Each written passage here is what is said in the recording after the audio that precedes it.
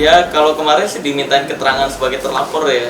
Itu sebagai pemeriksaan atas laporannya Mas Udin yang katanya diduga pencemaran nama baik. Dan Polda Jatim pun menuntut Mas Udin untuk pembuktian, namun Mas Udinnya nggak mau.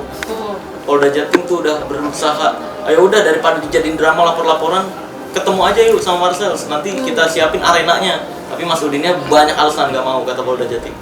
Jadi kemarin ya Polda Jatim akhirnya saya ajarin sulap. Jadi, iya beneran, akhirnya foto-foto kemarin kesini tuh. Waduh, berapa pertanyaan saya nggak tahu ya. Kemarin tuh jadi jatuhnya Polda Jatim nanya kayak maksud buat video yang kata dia tuh itu mencemarkan nama baik dia tuh, ditanya itu maksudnya sebenarnya videonya kayak gimana. Ya saya jelaskan itu edukasi, yang saya bahas triknya bukan si Mas Udinnya. Trik yang dia praktekkan itu. Jadi edukasi ya, setelah dijawab dan dicatat semuanya ya kita lihat aja nanti ke depannya apakah diproses atau enggak. Karena itu kan cuma minta keterangan klarifikasi aja. Berarti dari Polda Jatim tuh nggak mau mendamaikan. Mas Udin maunya damai-damai aja, baik-baik. Tapi Polda Jatim menuntutnya untuk pembuktian tetap. Pembuktian. Sini ketemu sama, kalau emang lu ilmunya asli, ketemuin nih sama Marcel. Kita buat arena di Polda Jatim gitu. Nanti Marcelnya kita panggil, siapin orang yang dia menurut dia disantet, nanti suruh transfer ke Kelapa. Marcel bisa nggak bongkarnya? Kalau bisa bongkar berarti terbukti dianya gitu. Kalau dari Cuma Mas Udin pahamkan ke masyarakat bahwa yang gaib itu ya dalam Quran dijelaskan hari kiamat ya, qada dan qadarnya Allah, apa yang terjadi di hari esok itu masuk ya kepada takdir, keimanan pada takdir malaikat yang mencatat kanan kiri kita. Karena kalau kita yakin terhadap hal gaib pasti ya akan lurus keimanannya, lurus lisannya, lurus perilakunya, karena itu adalah iman pada yang gaib. Tapi kalau klinik, ya mohon maaf, sakit mah dikit keluar paku, keluar keris kecil, itu klinik namanya, bukan gaib. Trik ya. Trik horor-hororan.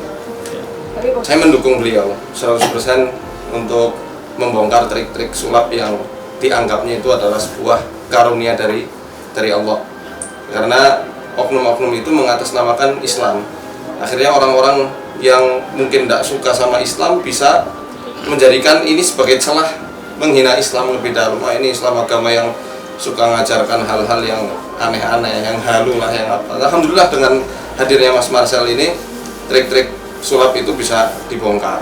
Nah, tapi perlu ingat ya bahwa kita selalu kaum muslimin, kita juga percaya ada yang namanya sihir. Iya, betul. Ya, sihir itu ada dan dijelaskan dalam Al-Quran. Tetapi percaya omongan tukang sihir kita tidak. Iya, betul. Kita katakan dengan tegas tidak. Betul. Tidak boleh.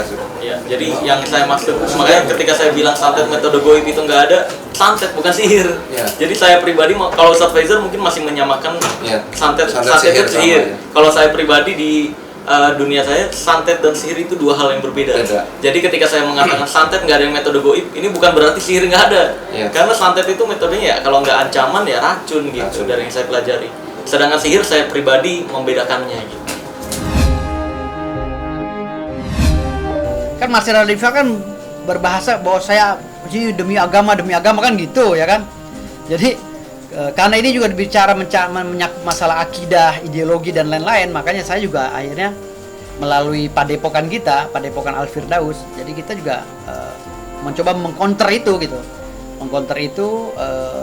agar orang jangan sampai tidak yakin lagi dengan hal-hal yang goib yang dianjurkan oleh Al-Quranul Karim gitu.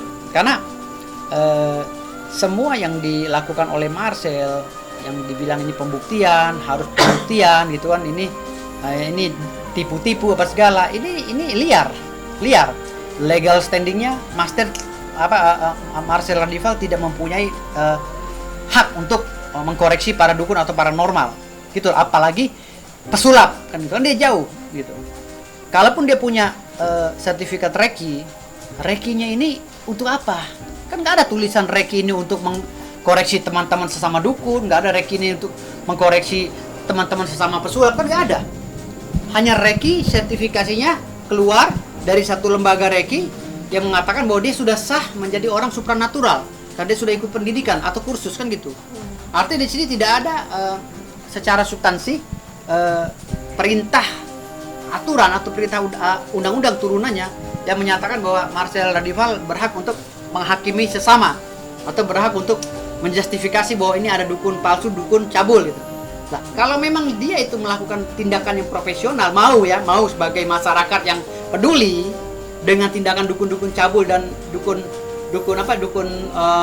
tipu, ya jangan mengeneral, silakan aja. Oknumnya di mana, lokusnya di mana, temposnya kapan, kan gitu. Siapa yang melakukan itu? Actus reusnya sudah terpenuhi kah? Mens reanya ada kah? Kalau memang ada, laporkan. Bukti-buktinya kumpulkan, saksi-saksinya persiapkan gitu. Lalu bawa ke pihak yang lebih berwajib, yaitu polisi gitu loh. Gitu. Dia berbicara, dia berstatement bahwa katanya saya nggak percaya sama santet, tapi saya percaya sama sihir. Kan lucu. Ada lagi bahasa dia katanya setan itu apa, saya nggak takut sama setan tuh apa gitu tuh. Saya percaya sama goib tapi saya nggak takut sama setan gitu. Kan lucu, antara setan dengan goib kan sama. Sihir dengan santet kan sama, itu juga gitu. Jadi bahasa-bahasa dia ini mencerminkan kebodohan dia gitu loh. Jadi jangan dia yang cabul, dia yang tipu, tapi menjustifikasi secara general orang-orang gitu loh. Yang menjabarkan tentang penipuan secara spesifik dia mampu menjabarkan secara profesional tentang trik-trik tipuan gitu loh, sulap dan lain-lain. Lalu dia melakukan hal-hal ya dugaan cabul terhadap seorang wanita. Dia pangku, dia hipnotis dengan sedemikian rupa dengan penuh profesional. Artinya yang cabul siapa? Hah? Apakah klien saya sebagai lembaga perdukunan? Apakah dia? Kan masyarakat tinggal menilai. Sekarang kita jangan melebar kemana-mana sehingga sekarang ini maaf sekali lagi, tokoh-tokoh agama sekarang, tokoh-tokoh spiritual ikut berbicara. Yang anehnya lagi manusia-manusia nggak ada korelasinya ikut-ikut tantang-tantangan. Jadi kayak pasar ini. Jadi kayak pasar gitu loh.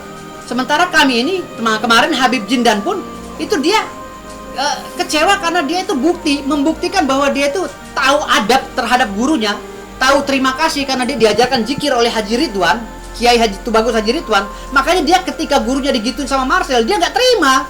Dan yang ditantang oleh Habib Jindan itu hanya Marcel, nggak ada yang lain-lain gitu. Lantas banyak lagi manusia-manusia cari panggung yang sok jago gitu kan, ikut nantang Habib Jindan, bahkan mengata-ngatai Kiai Haji Ridwan. Ini kan nggak substansional gitu. Makanya saya tadi melalui padepokan saya tunjukkan sekali ya, ini hal yang goib kita bisa. Kalau masalah kebal oke. Kalau kata Marcel, oh enggak, kurang kebal, kita praktek, mogok. Marcel pegang golok, anggota padepokan saya pegang golok. Kalau bicara mau dites cara-cara hukum riba, kita tes, ditonton sama orang banyak gitu. Artinya saya ini sebagai pemilik padepokan yang selama ini berkaitan langsung dengan hal-hal seperti itu, ilmu hikmah dan lain-lain.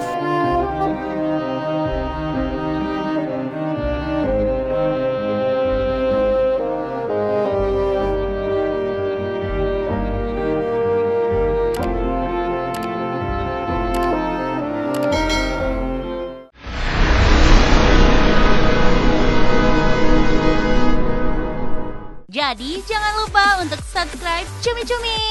Ditekan ya tombol lonceng merahnya.